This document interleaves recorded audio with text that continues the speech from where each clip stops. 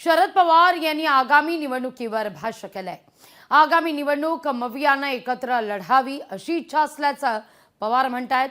तर मुंबईत मात्र उद्धव ठाकरेंचं प्राबल्य आहे, त्यामुळे मुंबईत एकत्र लढायचं की नाही हे मात्र चर्चा करून ठरू असं देखील पवारांनी स्पष्टच केलंय।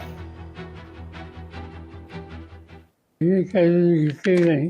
साधारणतः 3 महिन्याच्या आत ही निवडणुकीची प्रक्रिया सुरू होईल आणि त्याच्यात साहजिकच आम्ही सगळे सहभागी होऊ, कारण आम्ही अजून चर्चा केली नाही।